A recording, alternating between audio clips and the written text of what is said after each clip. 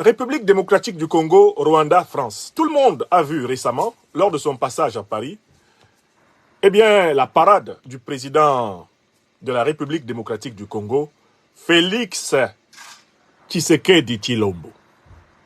Félix Tshisekedi Tshilombo était donc en pamoison à Paris. Il était en démonstration de puissance à Paris, à la tête d'une délégation pléthorique, tellement nombreuse qu'il a manqué des chaises dans la salle des repas de l'Élysée pour les nourrir tous.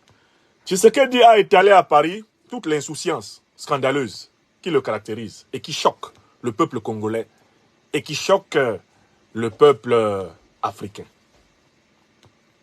Félix Tshisekedi, qui a poussé le ridicule jusqu'à faire attendre à la porte de la salle de réception de l'Élysée le ministre des Affaires étrangères, dont la place, me dit-on, aurait été prise par des membres de la famille de Tshisekedi qui avaient très faim. Félix Tshisekedi, uburois, se déplaçant pour salir le nom de notre Congo bien-aimé, était donc à Paris. Et on a pu croire qu'il avait voyagé utilement, en raison des nombreuses interviews qu'il a accordées aux médias français, d'une certaine liberté de ton dont il a fait preuve dans ses interviews, et du as-tu à toi de sa relation au président français Emmanuel Macron. Oui. Beaucoup, par naïveté, par candeur, par simplisme, auraient pu donner à cette visite de Félix Tshisekedi un satisfecit. On aurait pu dire, c'est parfait, Fati béton, Fati Nalingiyo, Fati Ezamoto. J'entendais, eh bien, les fanfarons qui courent après, eh bien, ce potentat africain, eh bien, se réjouir de ce qui semblait être un succès diplomatique extraordinaire. Félix Tshisekedi disait lui-même, je veux bien croire que maintenant, la France est aux côtés du Congo pour combattre le Rwanda qui agresse mon pays. Entre 2 rots de champagne et de caviar, Tshisekedi a éructé à volonté à Paris. Ensuite, lourdement certes, il est allé jouer au football. On l'a vu autant que possible dans tous les espaces où la joie et le champagne coulent à flot. Mais ce sont des habitudes que l'homme avait contractées depuis longtemps au quartier de Matongé, à Bruxelles. Ça, c'est connu. Tshisekedi jouisseur, il s'agit là d'une tautologie. À Kinshasa, à Lubumbashi, à Goma, à Kisangani, certains auraient pu quand même espérer que cette visite de Félix Tshisekedi en France s'accompagne d'un léger changement, ou même d'un changement sérieux, de la doctrine géopolitique et géostratégique de la France dans la crise, eh bien, en République démocratique du Congo. Voici donc que la montagne accouche d'une souris. Oui, la montagne accouche d'une souris. Je vais vous donner lecture d'un article du site Politico, publié le 16 mai 2024, et qui relate la déconfiture tshisekedienne à Paris. Je vous donne lecture de cet article. Vous apprendrez beaucoup de ce que dit cet article éclairé et éclairant. L'article s'intitule « Face au Rwanda, la France joue la duplicité avec la RDC ». Il a été publié aujourd'hui 18 mai à 7h51. Depuis la reprise des relations en 2021, la France et le Rwanda avancent rapidement dans leur coopération militaire. Cependant, cette nouvelle entente, symbolisée par la signature d'une feuille de route militaire, soulève des questions sur la sincérité de Paris vis-à-vis de la République démocratique du Congo et ses appels à l'aide contre l'ingérence rwandaise.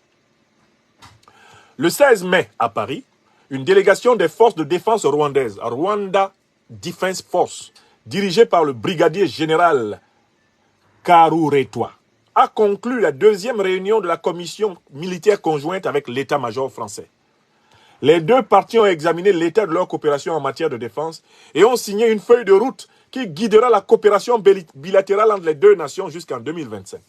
Depuis la reprise des relations diplomatiques en 2021, Kigali et Paris avancent rapidement dans leur coopération. Cette rencontre militaire intervient à peine après la visite du président congolais Félix Tshisekedi en France. Le chef de l'État congolais a été reçu à l'Élysée par Emmanuel Macron le 30 avril pour discuter de la situation sécuritaire dégradée dans l'Est de la République démocratique du Congo. Lors de cette rencontre, la question de la sécurité dans l'Est du Congo, déchirée par les groupes armés, dont le territoire est grignoté par le mouvement rebelle M23, soutenu par le Rwanda, était au cœur des discussions. Et Emmanuel Macron avait alors exhorté le Rwanda à cesser tout soutien aux rebelles congolais du M23 et à retirer ses forces du pays. Citation, « La France ne transigera jamais sur l'intégrité territoriale et la souveraineté de la République du Congo », fin de citation, a-t-il déclaré lors d'une conférence de presse commune avec Félix Tshisekedi. Cependant, cette déclaration contraste fortement avec les actions concrètes de la France. Tandis que Macron affiche un soutien public à la République démocratique du Congo, la signature d'une nouvelle feuille de route militaire avec le Rwanda révèle une duplicité préoccupante. La coopération renforcée entre Kigali et Paris, symbolisée par cette nouvelle étape, intervient dans un contexte de tensions régionales et de défis majeurs. Sous le double mandat de Macron, Paris a opéré un rapprochement historique avec Kigali, en reconnaissant les responsabilités lourdes et accablantes de la France au Rwanda pendant le génocide des Tutsis. En 2021, Macron a visité le Rwanda et un ambassadeur français a été nommé à Kigali après 6 ans d'absence. Malgré les déclarations de Macron sur la nécessité pour le Rwanda de retirer ses forces de la RDC, la France continue de renforcer ses liens militaires avec Kigali. La nouvelle feuille de route militaire signée avec les forces de défense rwandaises en est une illustration claire. Cette contradiction entre le discours et les actes de la France révèle une duplicité qui mine la confiance de la RDC envers ses alliés occidentaux. Par ailleurs, le président congolais demande désormais des sanctions contre Kigali, comparant l'agression du Congo par le Rwanda à l'invasion russe en Ukraine. La France, quant à elle, ne prend aucune décision en ce sens. Face à la RDC, Emmanuel Macron marche sur un fil diplomatique. D'un côté, il est l'allié inconditionnel du Rwanda. De l'autre, il se pose comme médiateur tout en multipliant des déclarations contradictoires. En effet, le 23 avril dernier, lors d'une conversation téléphonique, Macron a invité Paul Kagame à renouer le dialogue avec Félix Tshisekedi en appelant au respect de l'intégrité territoriale de la République du Congo. La coopération militaire renforcée entre Kigali et Paris souligne la complexité des relations internationales dans la région. Tandis que la France affiche un soutien public à la RDC, ses actions en coulisses avec le Rwanda mettent en lumière une duplicité qui pourrait compliquer les efforts de paix et de stabilité dans la région. Fin de citation de l'article. Du site Politico, 18 mai 2024. Bon, je vous lis l'article pour que vous sachiez que ce n'est pas moi seul qui pense ce qui est dit dans l'article. Et pour que vous me disiez, avant tout commentaire supplémentaire, si ce que cet article dit, je ne vous l'ai pas dit. Parce que vous êtes mes témoins. Et vous êtes maintenant près de 5000 personnes rassemblées dans cette émission. Est-ce que ce que l'article du site Politico vient de dire, est-ce que c'est ce que je vous ai dit? Est-ce que je vous ai parlé de duplicité de toutes les grandes puissances occidentales envers la République démocratique du Congo? Je vous ai parlé de ça, oui ou non? J'ai donné des conférences ici pour ça, oui ou non? J'ai même fait un schéma. La liste des soutiens du Rwanda. La liste des soutiens de la RDC. Je vous ai fait le schéma, non? C'est la même liste. Le Rwanda est soutenu par les États-Unis, la Grande-Bretagne, l'Union européenne, donc la France. Israël. La République démocratique du Congo est soutenue par les États-Unis, la Grande-Bretagne, l'Union européenne, donc la France. La République démocratique est aussi soutenue par Israël. Oui ou non? J'avais démontré ici que Tshisekedi et Kagame ont les mêmes maîtres. Ils ont les mêmes alliés. D'où il fallait déduire que la guerre que connaît la République démocratique du Congo est une guerre qui a besoin d'un Tshisekedi à la tête du Congo et d'un Kagame à la tête du Rwanda. Leurs maîtres d'un commun accord ont décidé de maintenir le Congo en état de déstabilisation afin de continuer à l'exploiter. Je l'ai dit, oui ou non? Je l'ai dit oui ou non. Vous êtes mes témoins. Je l'ai démontré oui ou non. J'ai donné pour cela un argument qu'il ne faut pas non plus oublier. L'Union européenne a signé un accord pour la commercialisation des produits miniers. Cet accord extraordinaire a été signé par l'Union européenne tout entière, avec un seul pays des Grands Lacs, le Rwanda. Or, le Rwanda est un pays pauvre en matières premières. Donc, tout le monde sait que les matières premières que l'Union européenne négocie avec le Rwanda sont celles qui sont pillées au Congo. Et donc, on sait que le Rwanda, comme l'Ouganda, sont des États satellites utilisés par les grandes puissances occidentales pour maintenir le Congo en état de déstabilisation et le piller. Je l'ai enseigné. Je l'ai enseigné. Oui ou non? J'ai enseigné ici que Félix Tshisekedi le sait et qu'avant même qu'il soit coopté et placé à la tête de la République démocratique du Congo, il l'avait accepté. Félix Tshisekedi est un dealer de la souveraineté du Congo.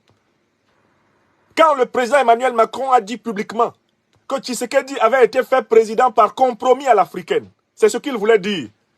Que Tshisekedi avait été placé là parce qu'il assure la continuité des intérêts de l'oligarchie occidentale.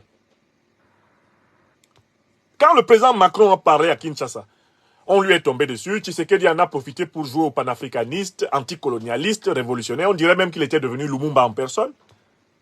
Le temps d'une pure posture.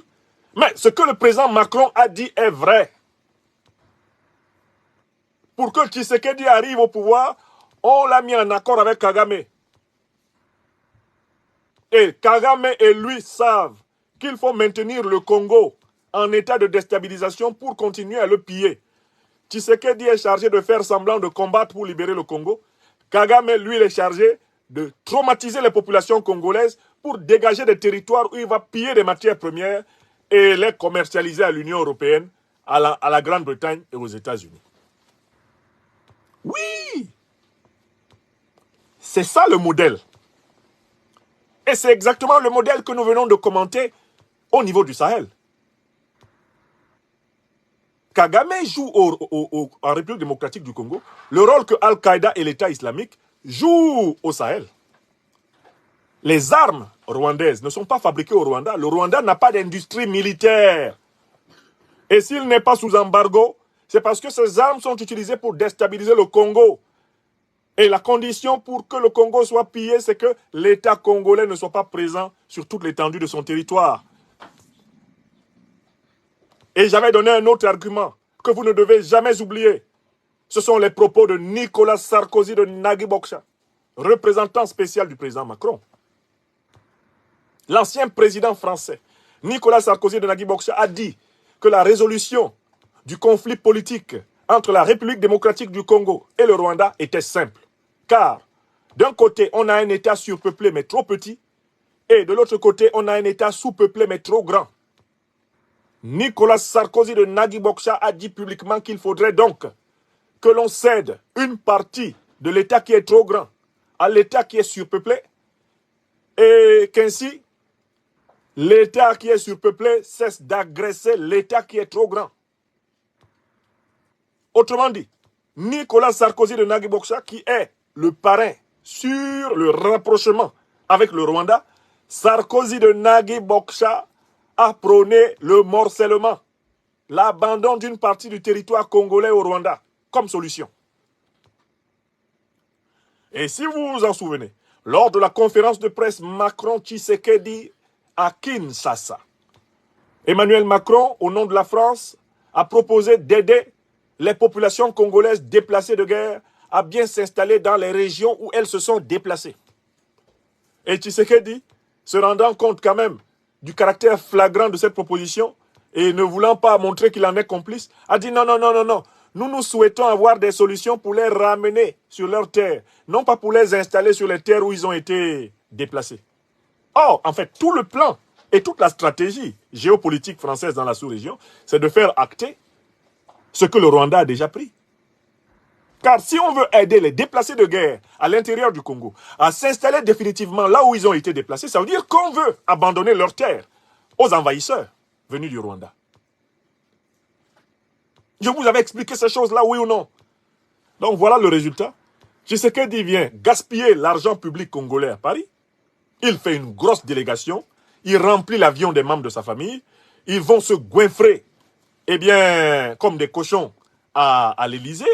Et au final, renforcement de la coopération militaire entre le Rwanda et la France. Il obtient exactement le contraire de ce qu'il prétendait chercher. Vous avez vu? Voilà pourquoi j'ai dit et je le dis aux Congolais. Il n'y aura pas de solution au problème national congolais sans un changement de la doctrine géopolitique et géostratégique au Congo.